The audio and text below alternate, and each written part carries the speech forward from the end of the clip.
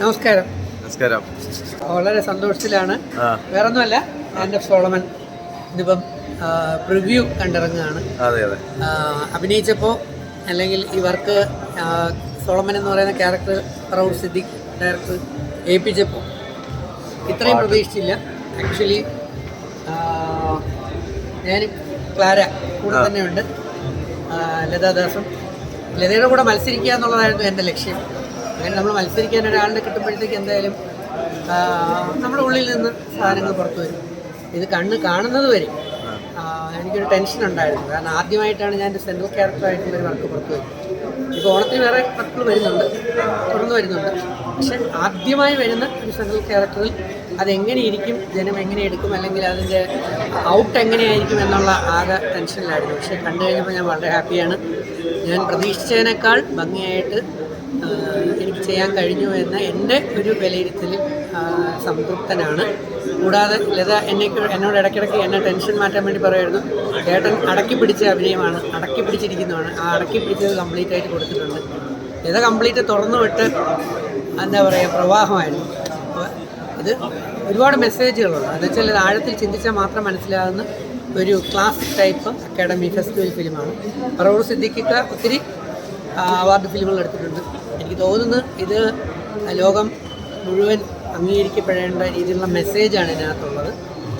ഒരുപാട് സംഗതികളുണ്ട്, പഴയ തലമുറയും പുതിയ തലമുറയും. അതുപോലെ തന്നെ ഭൗതികത നോക്കി അല്ലെങ്കിൽ സാമ്പത്തികം നോക്കി പാശ്ചാത്യ രാജ്യങ്ങളുടെ ഗുണങ്ങളും സ്റ്റാറ്റസും നോക്കി ഓടുമ്പോൾ നമ്മളുടേതായിട്ടുള്ള പൈതൃകങ്ങളും നമ്മളുടേതായിട്ടുള്ള ആത്മബന്ധങ്ങൾക്കും എവിടെയൊക്കെ കുരുത്തം തട്ടുന്നുവെന്ന് തീർച്ചയായിട്ടും ഇത് ചെയ്തപ്പോൾ ഞങ്ങൾ അറിഞ്ഞു തന്നെയാണ് അത് ചെയ്തതും. ഞങ്ങൾ പോലും അറിയാതെ ഞങ്ങളുടെ കണ്ണുകളിൽ നിന്ന് എന്താ പറയുക, കണ്ണുനീര് ഒഴുകുന്നുണ്ടായിരുന്നു. അപ്പം അത് റിയൽ തന്നെയായിരുന്നു. ഈ ഫീലിംഗ് കണ്ട് കഴിഞ്ഞിട്ട് എന്തുകൊണ്ടാണ് ഒരു മലയാള സിനിമ ഒരു ഇംഗ്ലീഷ് സിനിമ എടുക്കാൻ ഒരു അതിൽ അഭിനയിക്കാനുള്ള ഫസ്റ്റ് സിനിമ ഒരു ഇംഗ്ലീഷ് സിനിമയിലേക്ക് പോകാനുള്ള അതൊരു നിയോഗമായിട്ട് തന്നെ? നല്ലൊരു ചോദ്യമാണ്. നല്ല മലയാള സിനിമകളുടെ പുറകെ ഞാനിങ്ങനെ നടക്കുന്നുണ്ട്, കുറേ വർക്കുകൾ ചെയ്തുകൊണ്ടിരിക്കുന്നുണ്ട്. പക്ഷേ ഒരു നിയോഗമായിട്ട് ഇതിൽ തന്നെ സോളമൻ എന്ന് പറയുന്ന വേറെ ആർട്ടിസ്റ്റുകൾക്കാണ് സോളമനും ക്ലാരയും ഫിക്സ് ചെയ്തിരുന്നത്. പക്ഷേ ഒരുപാട് ആർട്ടിസ്റ്റുകൾ മറിഞ്ഞ് നിയോഗം പോലെ ഇത് ഒരു international level academy award film type Raoul Siddique ദൈവനിയോഗമായി ഈ ക്യാരക്ടർ എന്നെ സംബന്ധിച്ച് സോളമൻ എൻ്റെ കയ്യിലേക്ക് വന്ന് വീണു എന്നുള്ളതാണ്. അപ്പോൾ ആ കിട്ടിയ അവസരം, ദൈവം തന്ന ആ ഒരു അവസരം ഇംഗ്ലീഷ് ആയെങ്കിലും ഞങ്ങൾക്ക് ഒരു പ്രോബ്ലം ഇല്ലായിരുന്നു. കാരണം ഡയറക്ടർ ആ ലെവലിൽ തന്നെയാണ് ഞങ്ങൾക്ക് അതിന് വേണ്ടിയുള്ള ട്രെയിനിങ്ങുകൾ, പരിശീലനങ്ങൾ തന്നത്. അത് ഒരു സങ്കോചവും കൂടാതെ അതിൻ്റെ ഒരു ഫ്ലുവൻസി തന്നെ നമ്മൾ നന്നായി പ്രസൻറ്റ് ചെയ്തു. അല്ലേ, ഏറ്റവും കൂടുതൽ ഡയലോഗുകൾ ഡെലിവർ ചെയ്ത് തകർത്തിരിക്കുന്ന ആളാണ്.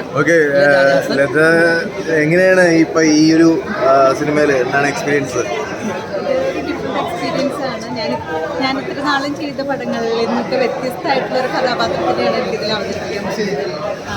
ഇത് അവിചാരിതമായിട്ടാണ്, അവസാന നിമിഷത്തിലെന്ന് പറയാം, ക്യാരക്ടറിൻ്റെ അടുത്ത് എത്തിയപ്പോഴാണ് അറിയണത് ഇതൊരു ഇംഗ്ലീഷ് മൂവിയാണെന്നും ഇങ്ങനെയുള്ളൊരു കഥാപാത്രമാണെന്നും.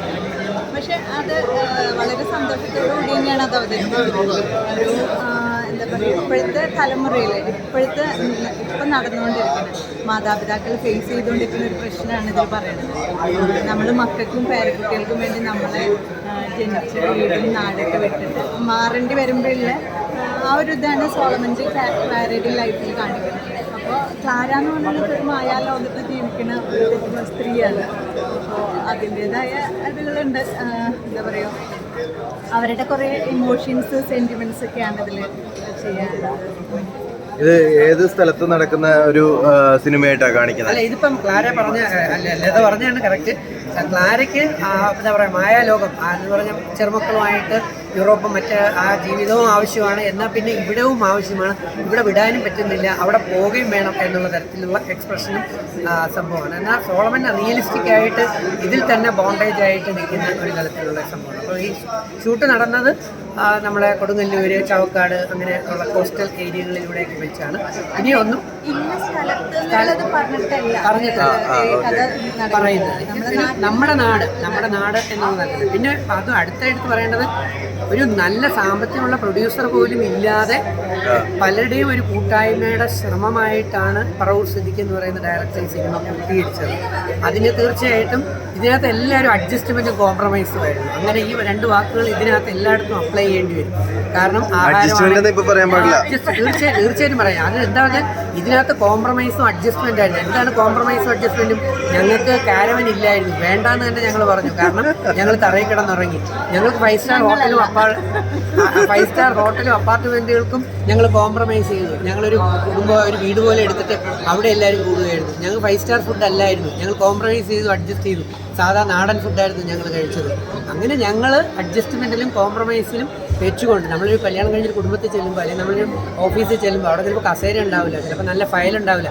അവിടെ എല്ലാം നമ്മൾ അഡ്ജസ്റ്റും കോംപ്രമൈസില്ല. കോംപ്രമൈസും അഡ്ജസ്റ്റ്മെൻറ്റും എന്ന് പറയുന്നത് ഏറ്റവും മ്ലേച്ഛമായ മോശമായ രീതിയിൽ ചിത്രീകരിക്കുന്ന ഇന്നത്തെ കാലത്ത് കോംപ്രമൈസും അഡ്ജസ്റ്റ്മെൻറ്റിനും മഹത്തായ ഒരു അർത്ഥമുണ്ടെന്ന് ഞാൻ ഉറക്കെ വിളിച്ചു പറയുന്നു. അത് തന്നെയാണ് ലാൻഡ് ഓഫ് സോളമനിലെ ഡയറക്ടറും ഞങ്ങൾ മൊത്തം ക്രൂ. അതുപോലെ ജലീൽ ബാദുഷ എന്ന് പറയുന്ന ഒരു ഇൻ്റർനാഷണൽ 33 സിനിമകളുടെ DOP ഡയറക്ടർ ഫോട്ടോഗ്രാഫി ആയിരുന്ന ആ മനുഷ്യൻ പോലും വളരെയധികം കോംപ്രമൈസ് ചെയ്തുകൊണ്ട് ഇത് കംപ്ലീറ്റ് ഫിലിമിലാക്കി അല്ലെങ്കിൽ വീഡിയോ ഷൂട്ട് ചെയ്തു എന്നുള്ളതാണ്. അപ്പം എല്ലാവരും ആ രീതിയിൽ അഡ്ജസ്റ്റ് ചെയ്യാൻ തയ്യാറായിരുന്നു. അങ്ങനെയാണ് ലാൻഡ് ഓഫ് സോളമൻ എന്ന് പറയുന്ന ഈ സിനിമ പിറവിയെടുക്കുന്നത് അല്ലേ? പക്ഷേ ഇത് വളരെ പൈസ മീൻസ് ബുദ്ധിമുട്ടൊക്കെ ഉണ്ടായിരുന്നെങ്കിലും നമ്മൾക്ക് വേണ്ട ഫെസിലിറ്റീസിനൊന്നും ആളൊരു കുറവായിരുന്നു. ലേഡീസിന് അതിൻ്റെതായ രീതിയിലുള്ള അക്കോമഡേഷനും കാര്യങ്ങളും എല്ലാം തന്നിട്ടുണ്ട്.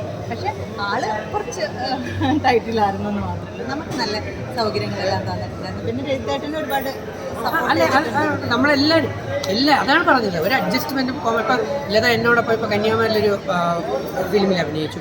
അത് സെപ്പറേറ്റ് റൂമും അതിനകത്ത് AC-യും അത് ഫണ്ട് ഉള്ള സംഭവമാണ്. ഫണ്ട് ഇല്ലാതെ വരുമ്പോൾ നമ്മൾ അഡ്ജസ്റ്റ് ചെയ്യണം.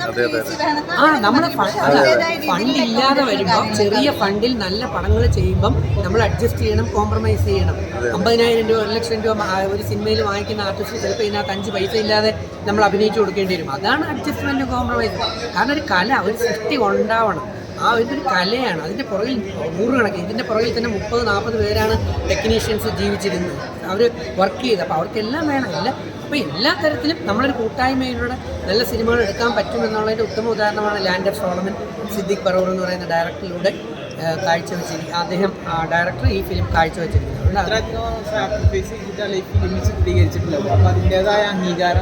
തീർച്ചയായിട്ടും അതിൻ്റെതായ അംഗീകാരം കിട്ടുമെന്നുള്ളത് തന്നെയാണ് ഞങ്ങളുടെ എല്ലാം വിശ്വാസം. ഞങ്ങൾക്കൊന്നും കിട്ടിയില്ലെങ്കിൽ പോലും ഡയറക്ടറിന് ഈ ഫിലിമിനും തീർച്ചയായിട്ടും അംഗീകാരം കിട്ടണമെന്ന് തന്നെയാണ്.